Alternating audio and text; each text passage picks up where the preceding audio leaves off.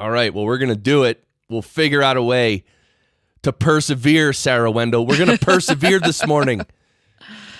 Oh. And I hope everyone listening is persevering. Step 1 to persevering, play intro music. All right, here we go. Wow. Yes.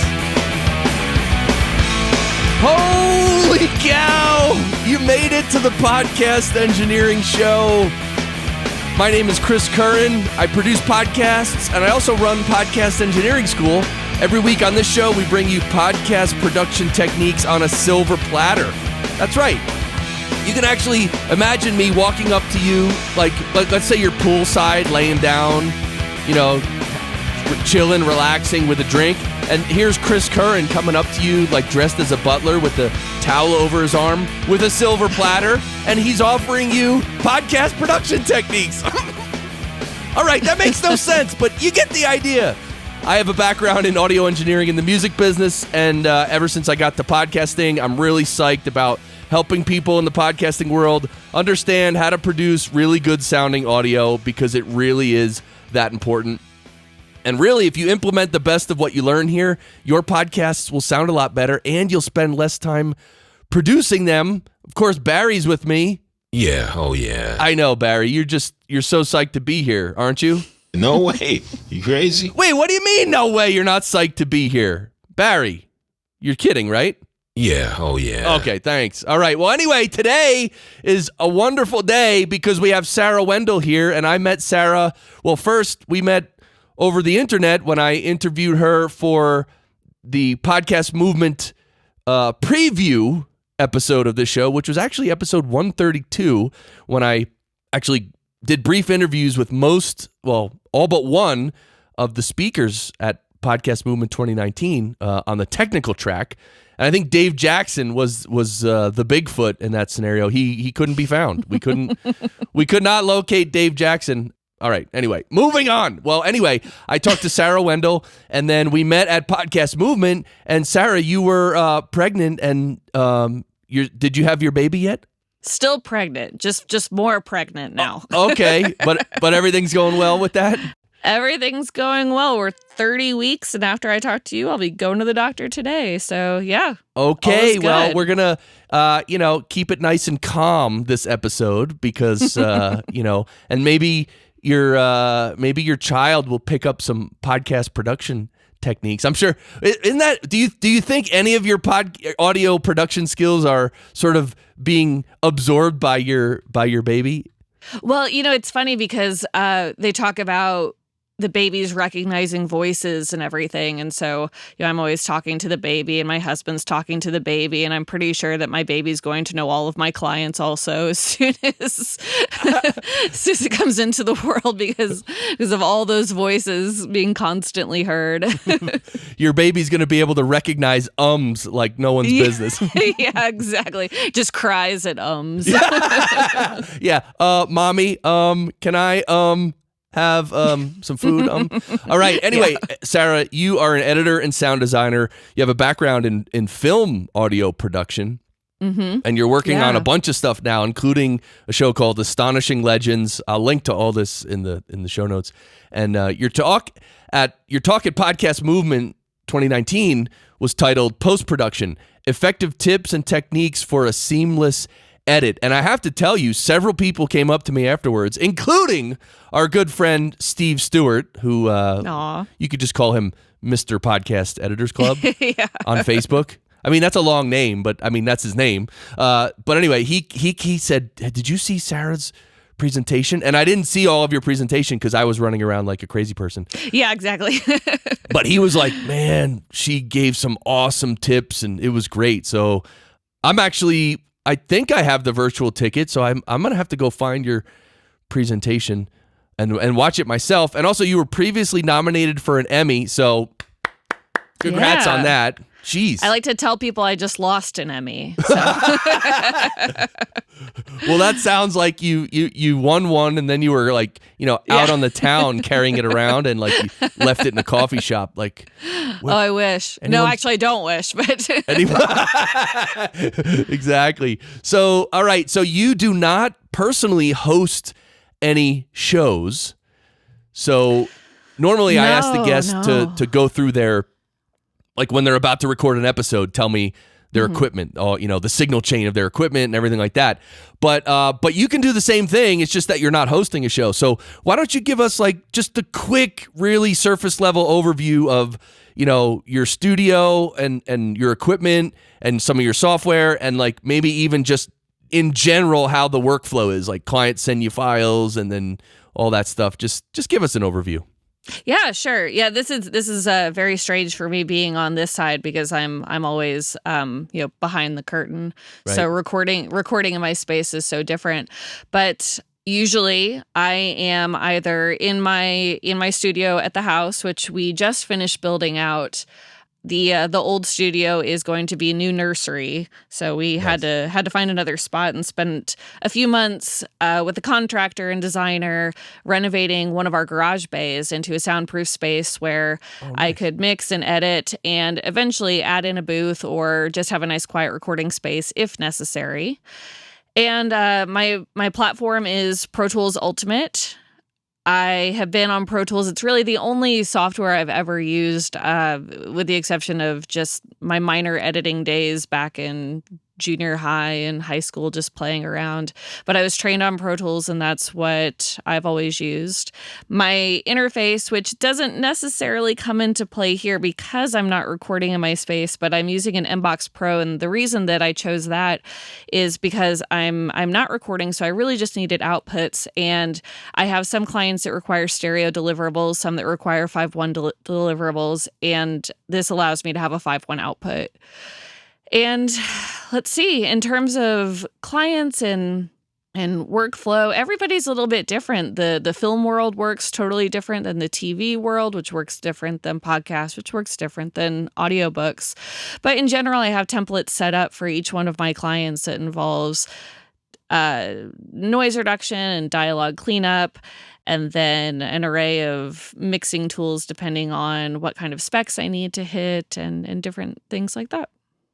Okay, cool. So we got a lot to talk about. And what microphone are you talking into right now? Currently, I'm in an SM7B. Okay, SM7B. And so, you hear this?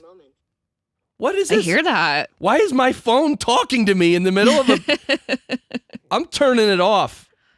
All right, you're done. Okay, so SM7B. And so, why did you buy an SM7B? Just to have it if you ever were to record anyone locally or something? Yeah, it was just a nice all-around mic. So I end up recording a lot of legal disclaimers for the different shows that I work on, and I'll end up recording them just when I'm in a studio sometime, and this just made it a little bit easier. And just having it gives me the opportunity if I need to record anything else. It's just a good all-around mic to have for vocals and dialogue. Right, that is so true. All right, so then you're using Pro Tools, and actually, so I want to tell everyone right now, you are recording yourself locally. You're talking into your SM7B, and you're going through your Mbox Pro, and you're recording in Pro Tools, your voice. But we actually tried, it was kind of weird, we tried to connect using Zencastr, which is usually what I use, or Squadcast sometimes. And for some reason, even though we chose your Mbox Pro as the input and output device, we couldn't get your audio to come through, which is just weird, and it's just weird. So who knows whose fault it was, and everyone's going to be like, oh, see, that's what Zencastr sucks, man. It's like, shut up. No, it doesn't. But anyway, so you're recording yourself locally, but we are connected on Skype, so I'm hearing Skype in my headphones, which actually doesn't sound that bad. I mean, compared to some of the guests that my clients record. I mean, wow. So that's cool. I just have a lovely voice. So the reason I told you all that was because when you were saying what Pro Tools you use, the Skype glitched. So I didn't hear. Is there a certain version of Pro Tools or something that you use? Oh, see, there's a ghost in the machine. That's what it is. It's some kind of Pro Tools ghost. Yes, I'm on Pro Tools Ultimate. Ultimate. And what does that mean? Is that like, remember the Ultimate Warrior, the wrestler? All right, sorry.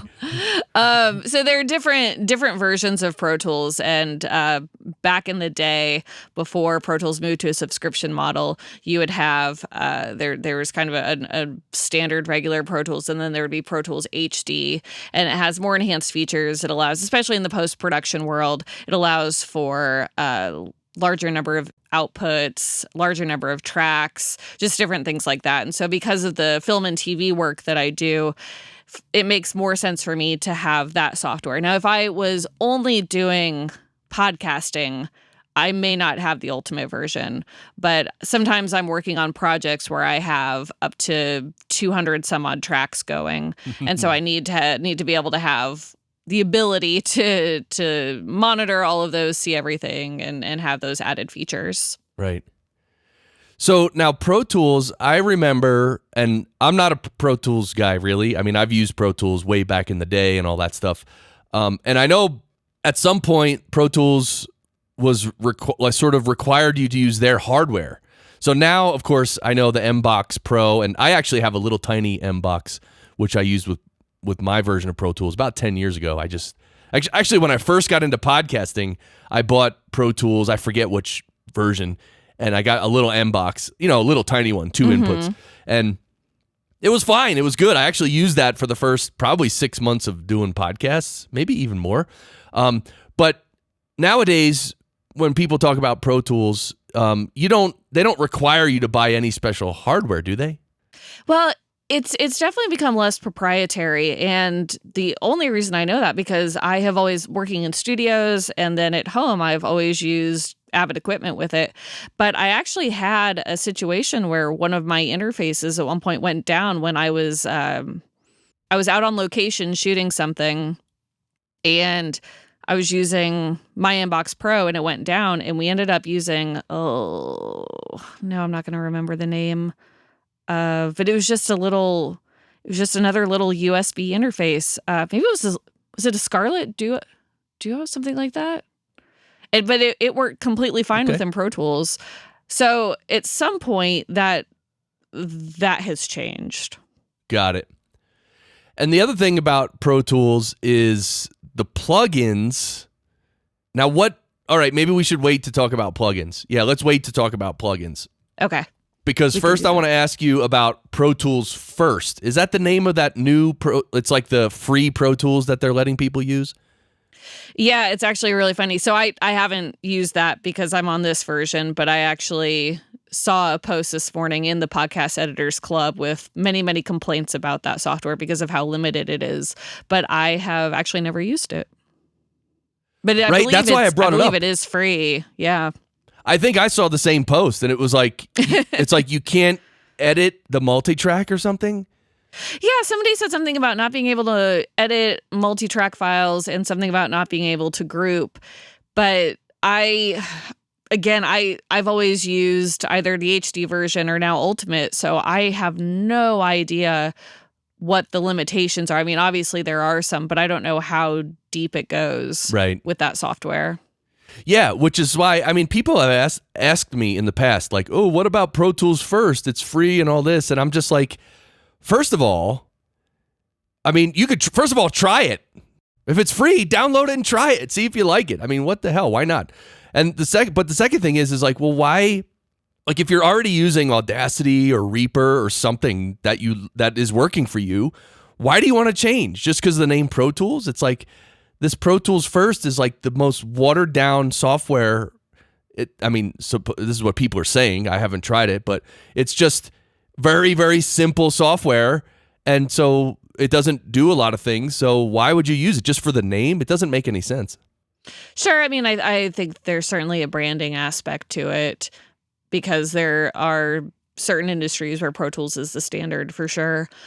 But it's hard for me to speak on that because since my background is audio production and engineering, that's what my degree is in. I've always been trained on Pro Tools and then using other pieces of software alongside it. But it's hard to speak on that whenever I don't have the experience of using those other ones because this is just always what I've known. Right. Yeah, I mean, well, so just to say the obvious, it's like the real versions of Pro Tools, like the Ultimate that you have and the HD and stuff. Those are really, I mean, those are just amazing software. So that's a given. Oh yeah. Yeah, except the one beef I've always had with them, and at conventions and everything, I've talked to them about this multiple times, and I get different answers from everybody.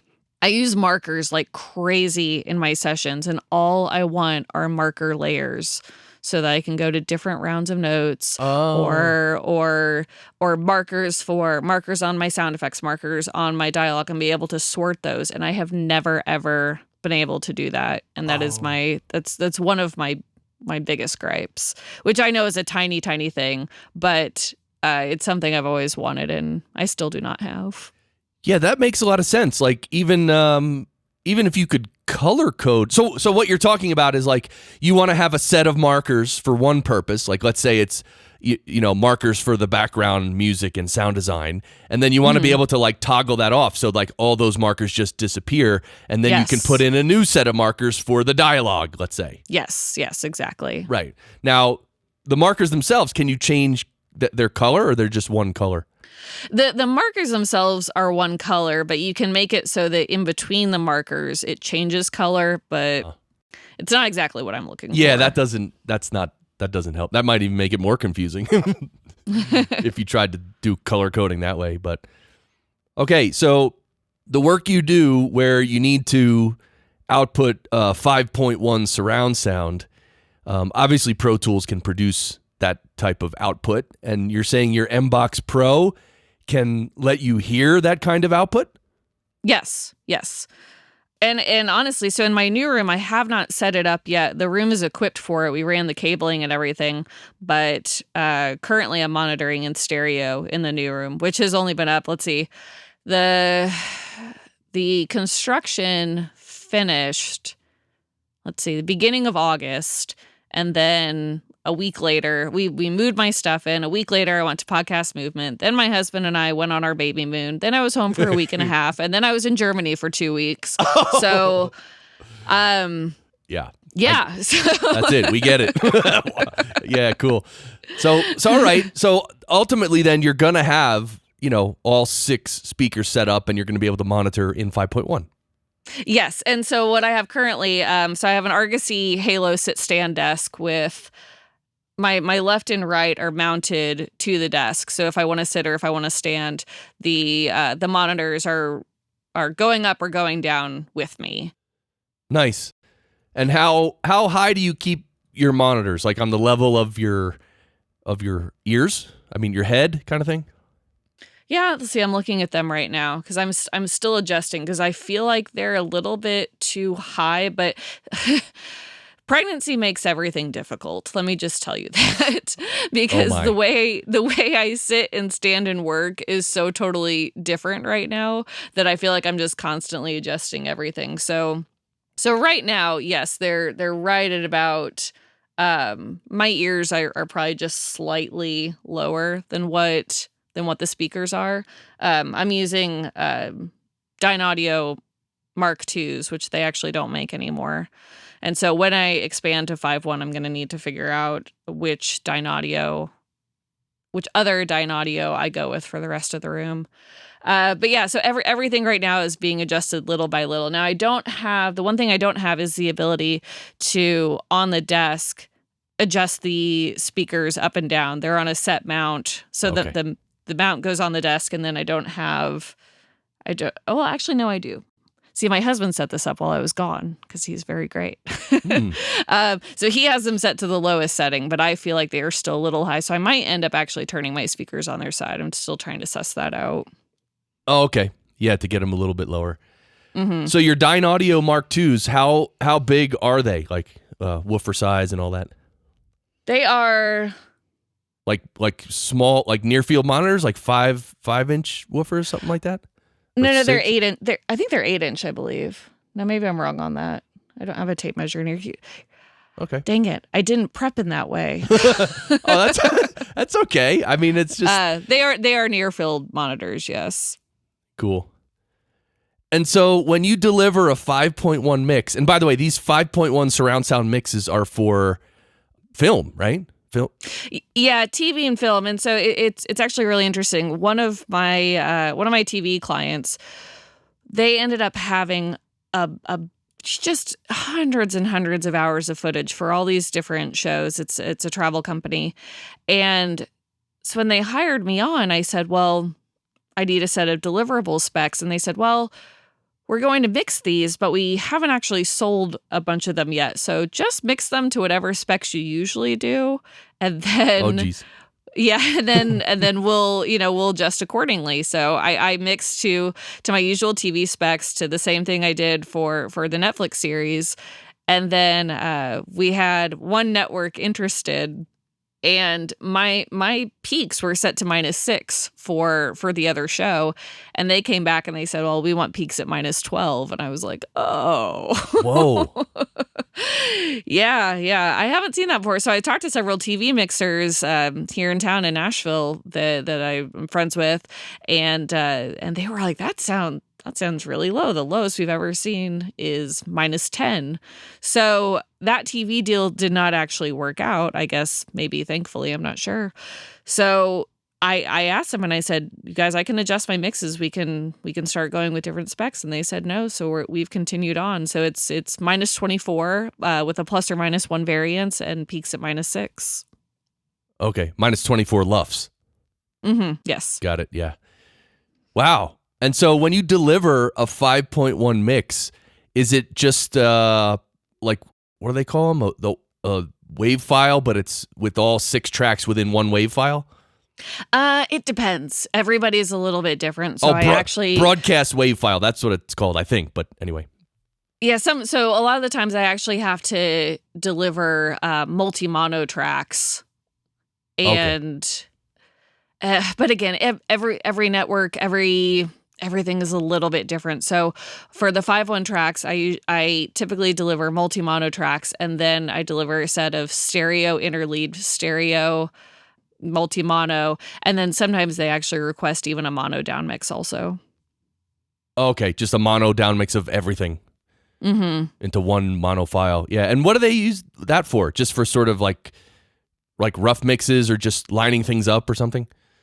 I honestly don't even know, because one of the last shows I worked on, they only asked for a dialogue mono mix. They did not want sound effects, and they didn't want music. Got it. So yeah.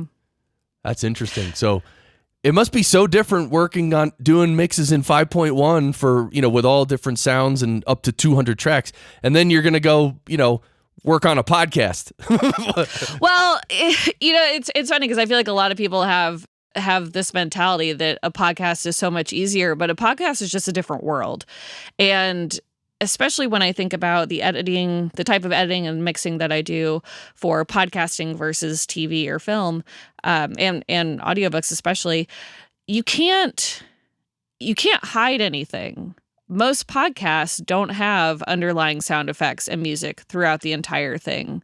And depending on your level of production and depending on the vibe of your podcast for certain, it can be a whole other ballgame of cleanup, of dialogue editing. And gosh, especially in the audiobook world, you don't want anything underneath any of that. So you have to record very, very clean, nothing extraneous. I always tell people when they come in to record for me, when I record authors for the first time who they're used to public speaking, they're used to moving around a lot. And I always say, take off all of your jewelry, wear certain types of clothing that aren't going to rub, because I will hear you. If you touch your pants and you rub your hands against something, I will hear all of that. And so will everybody else. And so it's just a completely different world. Wow. Yeah, it really is. And that's why, people think of voiceovers. I think when a lot of people think of voiceovers, they think of just, a guy who has a good voice and just walks in a booth and he has such a great voice that, or a woman has such a great voice that she just talks into the mic and then walks out of the studio. Yeah. And it's like, there is so much technique to voiceover and reading audiobooks and all that, right? Oh, absolutely. I can't tell you how many people come up to me and they're like, people have said I have a great voice. Maybe you could pitch me for a book.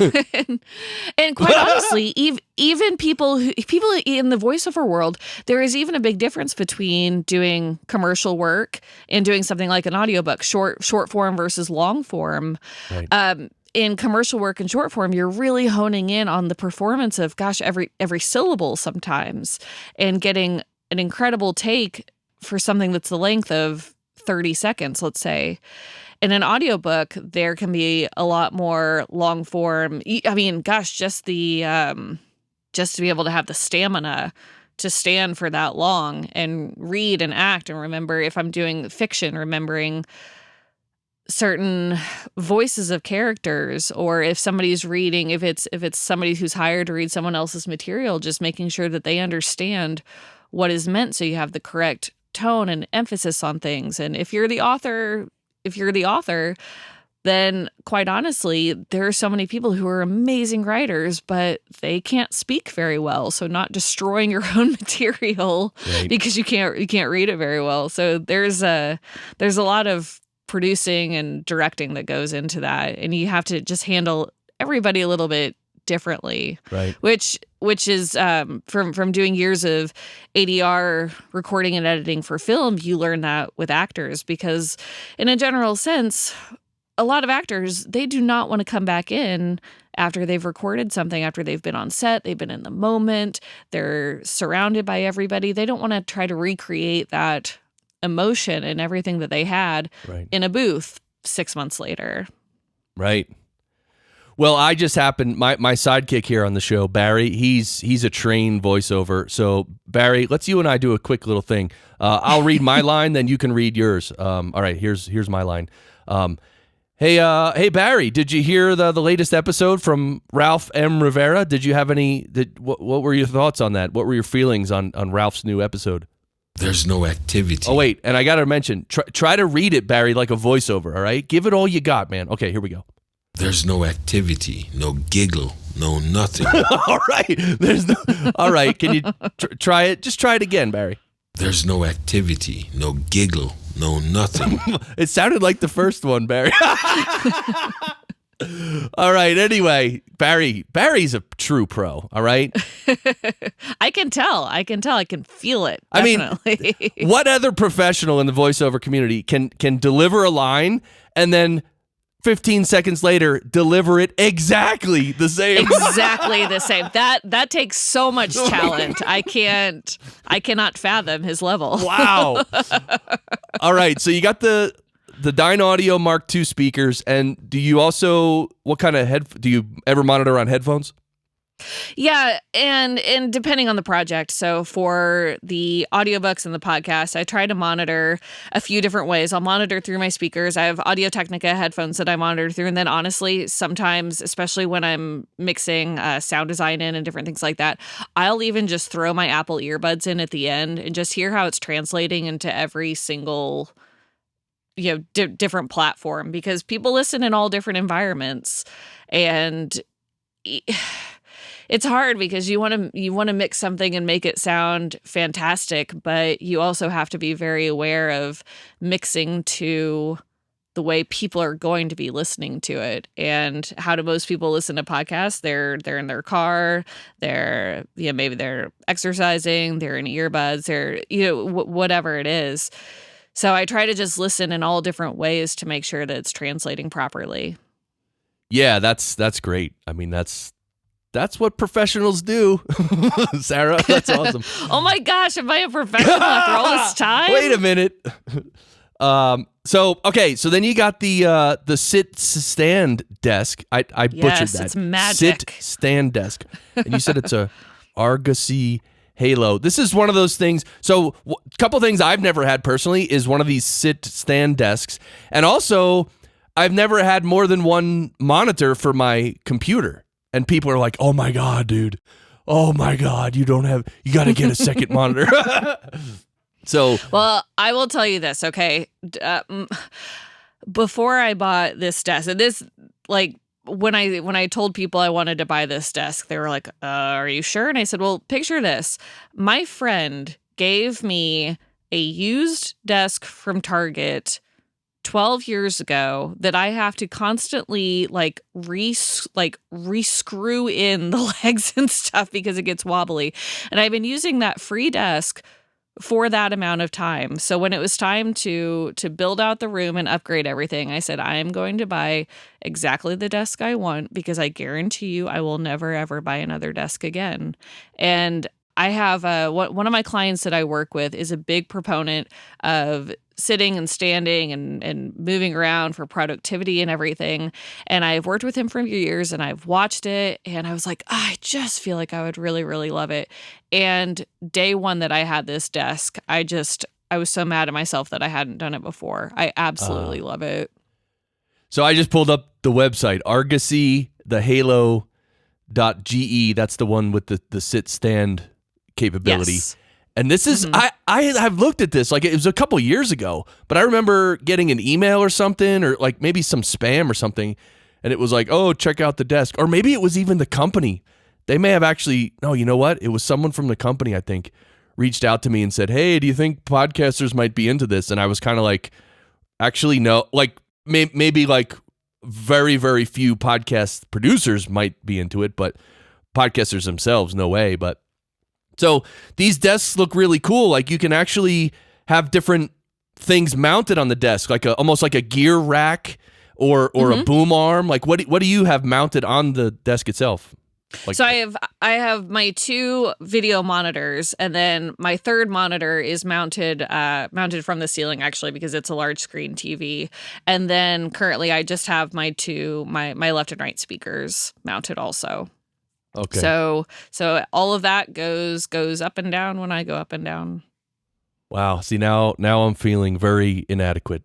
No, actually. don't at all because no. I tell you, I mentally wrestled with this for a really long time, and my husband would come in and he would just be like, okay, free desk, free Target desk, 12 years, just buy what you want.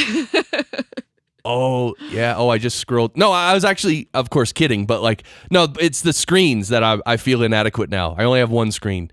But I just scrolled down to the pricing, and these things are, $3,000-$4,000, maybe more. Yeah. No, but however, here's the thing. I bought the base model, and then I bought my own mounts. So the video monitors and the speaker monitors are mounts that we did research on and we bought from other places. So yeah, not that much, but can be that much. Absolutely. Yeah, but the thing, but here's the thing. I love that. I love when professionals buy professional stuff because it costs a lot of money. Yes, but it's really good and it's worth it over the long term. That's why, absolutely, like regular podcasters, they don't know anything. They're like, why would you buy this piece of gear? Like, for instance, the channel strip that I use. I mean, I bought it before I got into podcasting. Did I? No, it was just after. But I had a previous channel strip for music production. Anyway, but I bought it. It's a Neve Portico 2. It's $3,500 just for a channel strip. But here's the thing, that thing's gonna last my whole life. It's got amazing mic pre-compressor EQ, right? It's on a completely another level, and so it's a one-time purchase of that much money. But it's just I'm gonna have the best piece of gear for like the next 30 years. Right, and you think about cost per use and everything, and how it makes your life better and easier. And absolutely, it's important to figure out what you need to invest in that's going to give you longevity over your career and give you the product, the end product that you want. And that's the thing. I held off for so long on doing my software updates, on building this room out, on just doing so many things because I was like, well, I'm doing just fine in my own environment. And now I take mixes that, and I was in a sound treated room and everything, but I take those mixes and I listen to them now in this environment that's actually been properly, it's built out by an amazing designer, Right. and it's been calibrated and everything. And I'm just like, oh my gosh, what was I doing before? What was I doing? And they don't, and when I listen to them, when I take them into other environments, do they sound terrible? No, but I can really, really hear the difference. It makes a big difference. Totally. I totally agree. So let's talk about, so you took half your garage and you built your own studio, right? Well, yeah, kind of. So we have a sectioned off 3-bay garage. And so I took one of those bays and we converted it.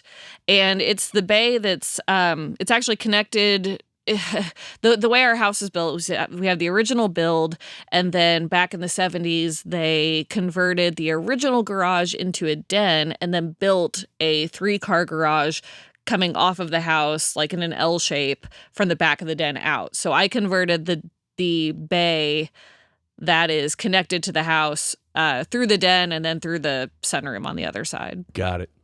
So what goes into that? Like when you're going to take that one bay of the garage and be like, okay, I'm going to make this my studio. Like, where do you even start?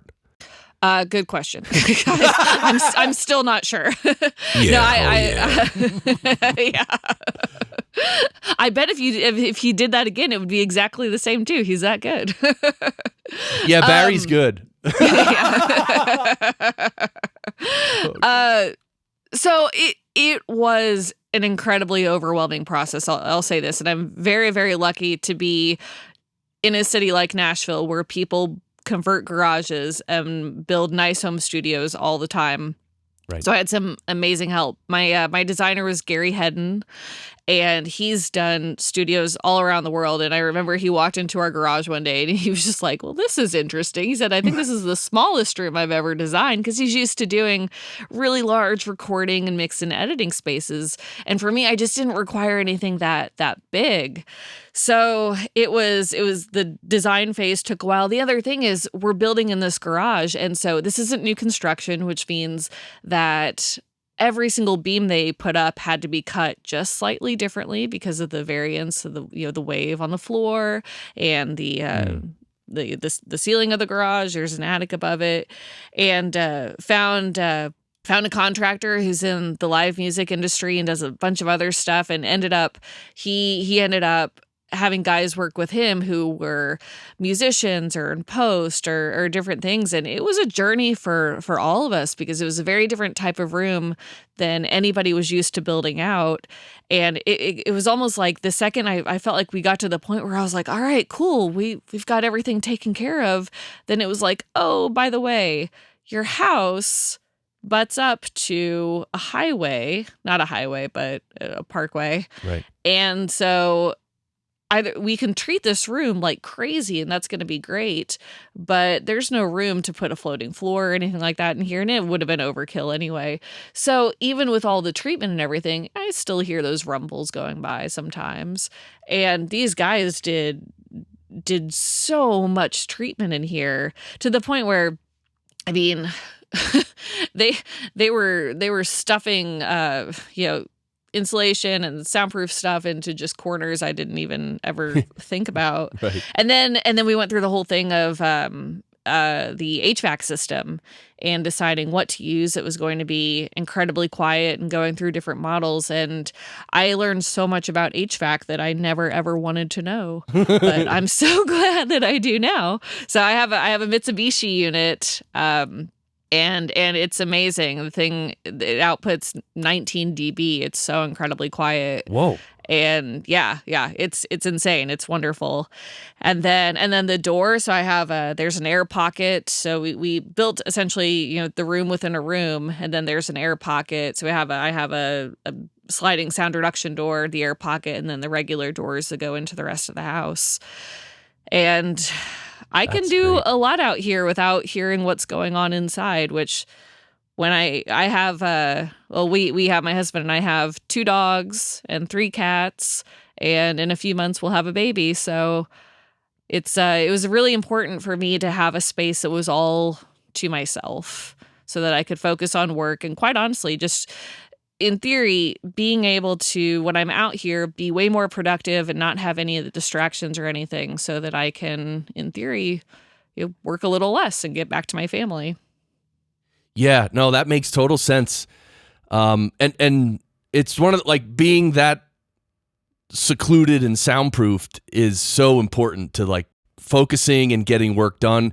I know, for instance, me here in my home, I'm in the basement, but it's not a studio. It doesn't. All I did was I put up a couple pieces of foam along some of the walls just to catch some reflections.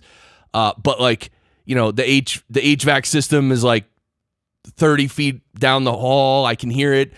The kitchen is sort of right above me. So like when my wife is cooking or blending things or anything, it's like I hear it like she's standing right next to me. And at times when I'm mixing things and there's that kind of noise, like it really bothers me. I just want to tell my wife, just can you like not do Just anything don't for like a blend. half an hour? Yeah. But of course you can't do that because that's stupid. I mean, I want my wife there to do whatever she wants in her kitchen, right? So Right. Oh yeah. Yeah, and the den area is where we have our whole music and entertainment system, and so it was really important for me that my husband could go down there and throw on records or watch TV or do whatever without me having to be like, "Hey, don't." Yeah. For a while. Can you turn it down? And of course, of course, you can get to a volume level where we're where I'm hearing him, or honestly, sometimes Right. I'm working at a loud enough level that he's hearing me, because we're not in an anechoic chamber. This is not 100% soundproof by Right. any means. But for me, just the ability to focus is so much better being in here. And quite honestly, I mean, I love all of our pets so much, but just not having them jumping all over me all the time while I'm trying to work, even that has been really nice. So are you secretly, do you secretly mix heavy metal records at high volumes, Sarah? No? I can't talk about that right now. Okay, actually. well, all right. I just got a text from your husband. All right, never mind. Yeah. Okay, so, and by the way, those really low frequencies that are from the nearby road, like, those are so hard to block. It's like, it's hard to even explain in terms of physics how those low frequencies, like 20 hertz, 25 hertz, 30 hertz, that low, you know, the audible ones. Of course, there's frequencies below that. But it's like you feel them more than you necessarily perceive them until they're taken away, and then you're like, oh, Yeah. that was there. Well, the good news is if they soundproofed your studio really well, and then there's only like at times a little bit of those low frequencies coming through, like, you can roll off frequencies that low pretty safely without affecting the sound very much. So yeah. And again, right now, I'm not necessarily recording in this space. We built it with the idea that it could be used at that space at some point. I really wanted to build something that just had I could adapt later on if needed. Or quite honestly, if we move from this house, which I hope we never do, but if we move from this house, then it's the perfect setup for somebody else to do anything recording or mixing related in here. Right, that's what I thought about my basement as well. Like I've thought often about, you know, making a studio here, building a room inside a room and doing it right. But then I always think like, well, what happens if in 5 years, 10 years we want to sell the house and move? Then the people coming in, they're going to see like a recording studio. And although some people might love that, I think probably most people would be like, oh my God, here's something we're going to have to tear it down and redo this entire room. And right? I think in a lot of cities in Nashville, I'm certainly not worried about it. Makes sense. But also, I just hope we never move. So. Right. There you go. Well, that's one way to yeah. Cool. So let's talk post-production. Let's talk plugins and processing and all that. Now, when you get files from clients, do you have a certain system you use to organize files and keep them all tidy so you can locate everything and all that? Yeah, so I have, we'll just talk about Astonishing Legends specifically. Okay. We share everything through Dropbox. And we're at the point right now where we used to do everything much more linearly, but as the show has grown, as the research core for the show has grown, and as we're working on several topics at once, our topics can be much more fluid. So rather than numbering everything by a show number and by release date, we kind of mash things together topically, because sometimes they'll dig into I'm not sure if you've heard our show before, but it's a research-based show, and sometimes we'll get into it. Our shows average between 2 and 2.5 hours each episode. We put out one each week and then take a week off. So we're doing 3 a month, 36 a year, with some added Patreon content and bonus shows in there sometimes. But they might dive into a topic and start doing a bunch of research and think, okay, this is going to be a 2-parter show. We get done with the first part and we say, oh my gosh, that show was 2:45 and we still have 4 hours of content. Plus, because we're doing this, it's opened the door to an interview with somebody. And so we're going to go to 3 parts. So I have to have a system of organization that just keeps everything together topically so that I can access it easily. So I have a folder with basically what I call turnover materials, and everything pertaining to that one topic goes into that folder, and then I can pull from it through different episodes. Now, each episode gets its own Pro Tools session and gets its own treatment, but I have a template where I have pretty much everybody honed in now. I just had one of my hosts move across the country. So the guys were both LA based. Now one's in LA and one's in North Carolina. So we've been kind of sussing out the recording on both ends.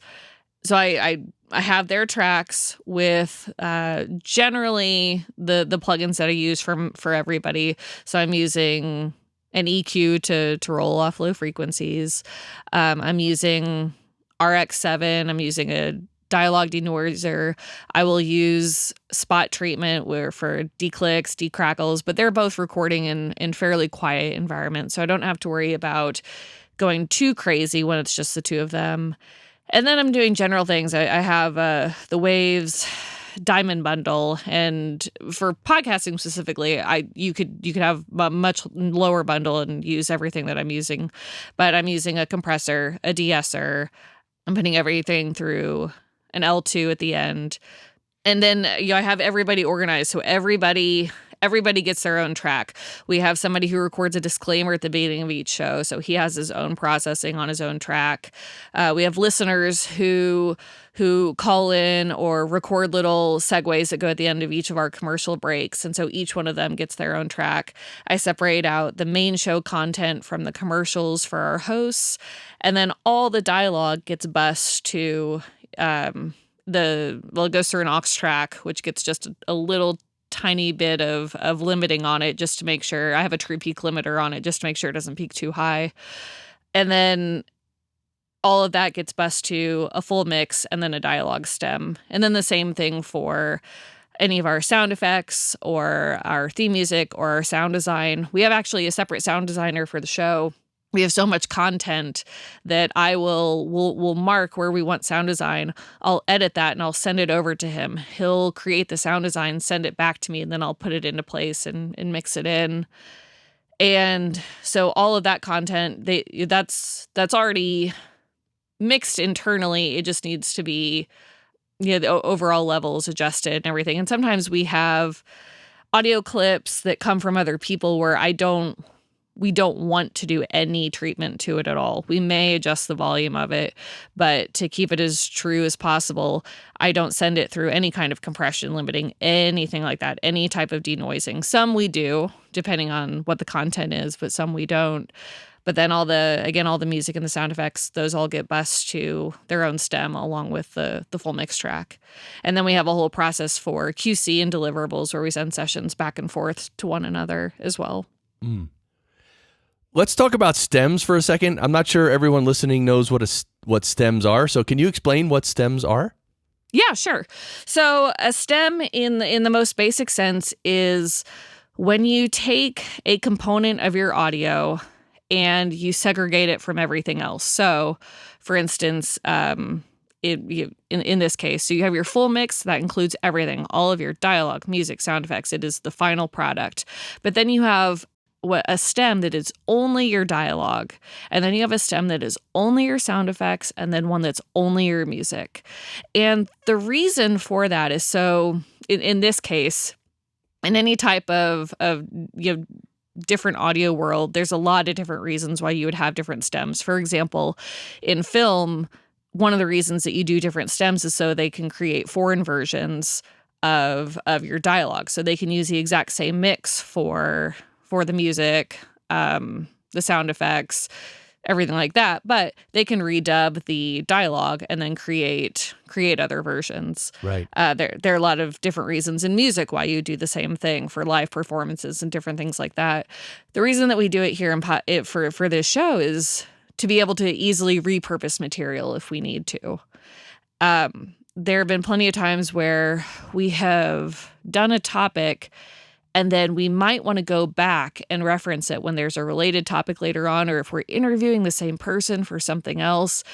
And we don't have sound design running through large chunks of our show, but if we did, or if we needed a section and we needed it cut differently than if it's married to music or sound design or random effects in there, we would have to live with it if we didn't have the raw material to go back to. Now, as well as I do, anybody does who works in anything technology wise, that even doing backups and being vigilant, I mean, technology fails at times. So it's another way also to have all of your elements separately in case you were to ever lose your raw files or anything. Right. Yeah. And and so when you said, right, if you do not mix down stems, then if you wanted to go back to, 2 years ago, an episode where a woman said a certain line, like you wanted to clip out one sentence, but in that episode there was music underneath, real dramatic music. And like you just wanted the woman's voice. You don't want the dramatic music. If you did not print the stems or save the stems, then you'd have to live with the music being behind the woman's voice. But if you have the stems, then you just go back to the vocal stem and then it's only that woman's voice. There's no music there. So that's I just wanted to illustrate a little more clearly what you just said, actually, so people can understand that. And also in music production, one of the reasons you make stems is so if you mix down a song and then, well, it's all different now, but because everything's in the computer now and you can just open up the session, like let's say you wanted the vocal, half a dB louder. So you could open the whole session, put up the vocal half a dB and then remix, re-render the mix. But in the old days, that was not so easy because you were actually mixing on an analog console with all this, analog gear. And so anyway, when one reason to record stems back in the day was so that you could potentially, if you wanted a vocal up version of the song, you could just mix the stems together and put the vocal up a little instead of having to recall the entire mix, rent out the studio, put every knob and button exactly where it was back then, which, by the way, it's never exactly like it was. So that was the problem there. So stems are pretty handy. All right, now mixing in, okay, you said you had someone else who's working on some of the sound design elements. When you get the sound design elements back, just describe how you put them into the mix and how you sort of mix them in with the voice to make to present everything in the best way possible. Yeah, so there's one thing that Ryan does. We have what's called the cold open for the show, and so he mixes or he composes and creates a musical sound design element under that for every single show, and then throughout the show, depending on if they're switching between going over research elements or telling somebody's story, then they might have kind of like a reenactment type of sound design underneath something. And so we'll direct Ryan, we'll put markers in and say, hey, we we want something atmospheric here, want to really emphasize a car door slam here, different things like that. But Ryan's so great that he, and we've all been doing this so long together, that he doesn't need to send me a session with all of the effects virtual. He will internally mix and then send me like a stereo interleave file. And then I'm doing overall volume rides or treatment if I need to underneath the dialogue. And so he doesn't necessarily know, because he's listening to pre-mixed dialogue that I sent him. So he doesn't necessarily know the level. So he'll basically mix it so it's at 0 for him. Right. And then I will bump it down, and it could be anywhere from -12 to -20 dB. If it's atmospheric, it goes a little louder. If it's really percussive and I don't want it to interfere with the dialogue, then I might bring it down a little bit lower. I might need to notch EQ just a little out around around the 1K mark, so it's not interfering with the dialogue. That's very rare, though. He's so great at what he does, and it's such a well-oiled machine that we all kind of know how to work around each other to get that product that we need. So it's actually really easy, thankfully, because he's great. Right? That's good. Yeah, and I like that you brought up the idea of, possibly sometimes EQing, removing some of the mid-range of the music so that the vocal track sits above it nicely. In terms of EQing in general, when you're EQing the voices, for instance, what kind of EQing do you normally do, and what are some things that you have to do rarely at times, like if you have to go caveman on anything, you know what I mean? No, it's the lovely thing. Both of my hosts have backgrounds in production and post-production, so they really dug into making sure that their environment was soundproof, that they have good proximity with the microphones that they're using. And so I don't have to do much EQ. One of my hosts has a bit lower voice and one has a little bit higher. So I might do just a little bump or just a little cut in some places. I do a roll off at either 80 or 120, depending on the situation, just to get out any of those low rumbles. But I'm not having to really go crazy, because they know how to record themselves really well at this point. Yeah, that's really handy when you can receive audio that is already recorded properly by a person who knows how to speak into a microphone, and it's at least a decent microphone, or if not a good microphone. That's it. Yeah, because you're almost there. Then you just have to make these small tweaks. I will say this, so many of the interviews that we do are very last minute, even when they have the show topics planned out months in advance. Like I said, as they come across research, they may come across people involved in the incidents that they're talking about, and we might find out 3 hours before that they have a phone number and that person has agreed to it, and they might be halfway across the world.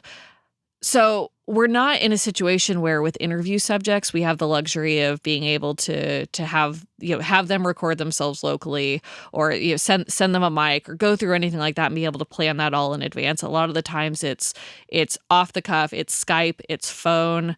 We had one recently where they ended up they were at an event that the person was at, and they just had their handheld recorders, and that's what they did.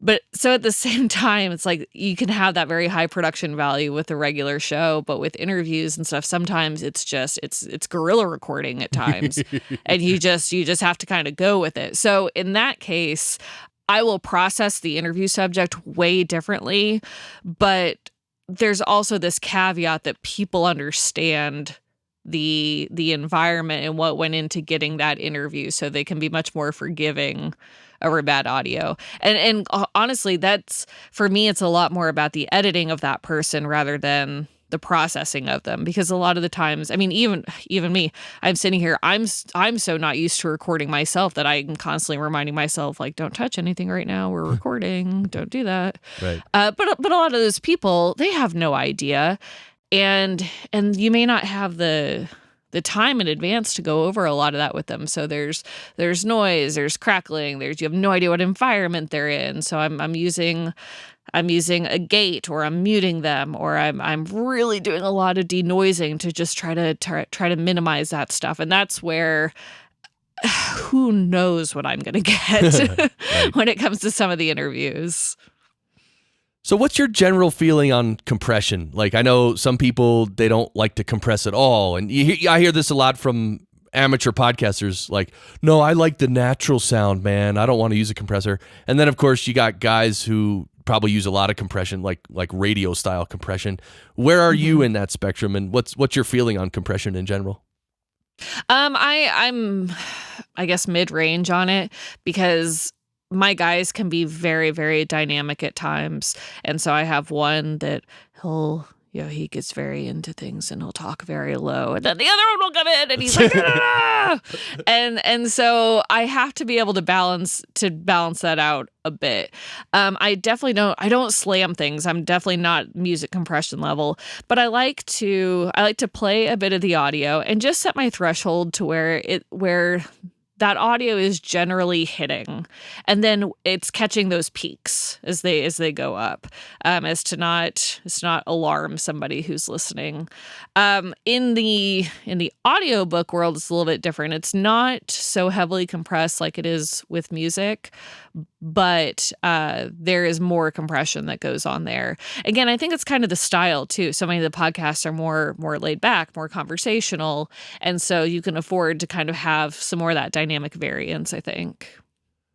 Cool. So I have one more question for you, but I just want to remind everyone, you're listening to Sarah Wendel, actually, editor and sound designer, and she works on the show called Astonishing Legends. I'll have a link to that in the show notes. Before I ask you the last question, is there anything you want to tell the listeners about, Sarah? Oh, I don't know. I'm scared for the last question. It's a fun one. Okay, good. Yeah. No, just I know there's a lot of people who, in talking with so many people at Podcast Movement, who there's a wide range of people who are just starting out and people who are pretty advanced.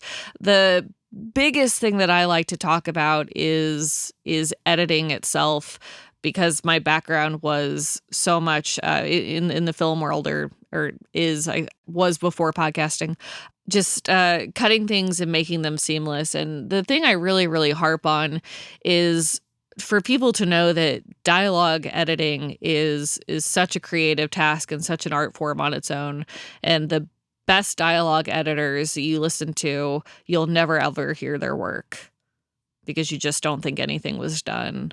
Right. And that's something I think is really, really cool. I can't tell you how many times we sit down and watch a film and I can pick out ADR lines that just the tone's different, something's different, and they completely pull me out of it. But I'm in awe of people who can edit and mix in a way that you just don't notice that any of that is there. It's amazing. Yeah, and so we didn't even really talk about that kind of editing, and that's what you covered a lot in your Podcast Movement talk, right? The editing part of it? Yeah. So do you want to just tell us a little bit about your editing philosophy and a couple things around that? Oh, sure. So for these guys, I have one host who he's amazingly intelligent and wonderful, and goes kind of just off the cuff and just spouts everything in his head sometimes, which can be very difficult to edit somebody. But but in a conversation, if I could sit down with a bottle of wine, which I can't right now because of I'm pregnant, but we have some just amazingly wonderful conversations about things. But when it comes to, from an editing standpoint and having that be fluid, there are a lot of times where I have to really make producerial decisions in terms of what lives and what dies in an edit, in terms of what's going to help the story and what's fluff. Right. And so it's way more than just cutting lips backs and and filler words.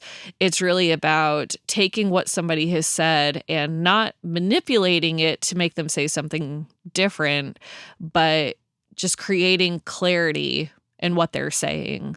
Right. So when somebody kind of repeats themselves, when they're trying to work themselves through a thought or an emotion, capturing that without letting the listener know that you have changed something, right, in a sense. Yeah. And so do you do you mostly just cut out parts of the audio just to tighten it up and make it flow smoother, or do you ever cut out pieces and move them to somewhere else? I don't move them unless, if we talk about moving things, then in terms of technically, I will definitely move things when we have like interview delays and I'm trying to get some, like I know somebody reacted to something, but because of the record delay, it's 2 seconds too late, or something like that. I'll move things around in that way to make something seamless. And I'll move things around when I have my hosts talking over one another. They're now recording in separate locations, so I have their isolated dialogue. And if one was talking over the other and I can't, and there's just not clarity in what the other one was saying and they didn't repeat it, then I may adjust that slightly and move it around so you can hear what they're saying, or I might mute the other person entirely so that you just don't hear what they're saying.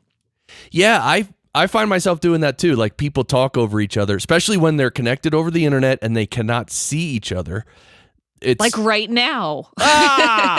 It's quite natural to sort of step on each other from time to time. And yeah, sometimes you can just mute one person and it's totally fine. And other times, but you want to hear what both people said, so you got to kind of slide them apart and, move everything to the right over so that you can stretch out the episode so that each person can say what they said by themselves. Right. Yeah. Yeah. And sometimes it's like, if they had scripted a joke or something like that, sometimes I need to manipulate the timing to make it work a little bit better. But I'm not changing the meaning of what they're saying or anything. I'm just fixing bad timing at times. Right. But in terms of other general editing, I'm definitely cutting out not just repeats, but sometimes bits of words and trying to find syllables, parts of words that are the same so I can bridge them. When I talked a lot about this at Podcast Movement. A lot of the times when people restart what they're trying to say, they don't say it in the same way. They don't use the exact same words. They may be a little bit flustered, so they might kind of rush through it and the tone is different. And I try to find ways in the middle of words, sentences, phrases to bridge those two things together and just make them sound more seamless. So I guess in a way I'm just trying to make everyone sound like what they think they sound like. Right. And I just want to applaud you for cutting between syllables and all that. I really love it. Barry, can you believe that Sarah Wendel does this? Wow, man. Wow. Man. Oh, man. Wow. If Barry's impressed, then my day is done. Well, there you go. So we could talk a lot more about editing. I wanted to ask you the final question, and it is simply, do you have a favorite plugin, and what is it? Oh, yeah, I do. Wait, you don't? No, I do, Oh. but I have to give a little background on this. Okay. So before I went out on my own, I worked for a studio here in town for about how long was that? About 6.5 years. And I am so grateful. I learned so much, and my boss and I would like to say we're cut from the same cloth. He'll probably say no, because I don't think anybody is as detailed as he is. But when I first started dialogue editing, it was before RX was big. And so I would have to individually go through and clean up mouth clicks by redrawing waveforms. Oh my God. Which can be a destructive thing in Pro Tools. So you have to, I would have to I'd have to create an edit point around what I was doing, re-render the file so the original file was intact, and redraw the waveform. Oh. And I was doing this for all of these different, it was a music-based show, but they had all these interviews in between performances. And oh my gosh, I couldn't listen to anything after that for so long, because all I did was just hear every single mouth click ever. I don't even want to listen to what I've recorded here to give to you, because I guarantee you that I'm probably just so clicky at times. So being able to use the declick function I think about that time in my life when I about went crazy cleaning up all of these insane mouth clicks for the show. And now all it is a few clicks of a button, setting your threshold, listening to it. And, 90% of them are gone. And then I can go through and individually spot treat a few of them as needed. So it was a very difficult time in my life. I know that's a little traumatic, isn't it? Wow. It was. So you're talking about the mouth declick module in RX. Yes. Yeah. Yes. Yeah, that's because wow. Once you hear them, you can't unhear them. Barry just raised it. Barry, you hear mouth clicks, right, when you listen to some people's audio? Yeah, oh, wow. Forget it. Awful. Yeah, but see, Barry is so professional that he doesn't have any mouth clicks, so. Barry, what do you think about it? She said you have no mouth clicks. Senseless. Right. Oh, so you do have mouth clicks? And scientific report from California was saying the same thing. Wow, they did a scientific report from California on your mouth clicks, Barry? That's pretty cool. All right, anyway, sometimes, All right, Sarah Wendel, thank you so much. This has been so great. I will link to everything in the show notes. If any of you listening have any questions for Sarah, just find her on social media and barrage her with questions and praise as well. Thank you.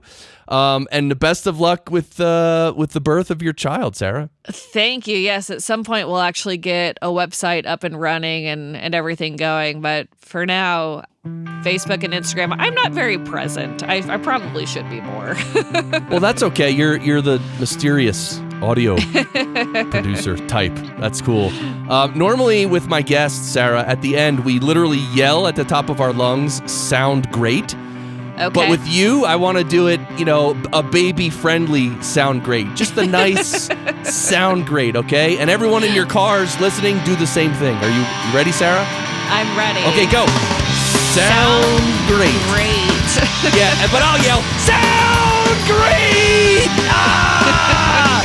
Walk away from me, well, and you can't play that part so well.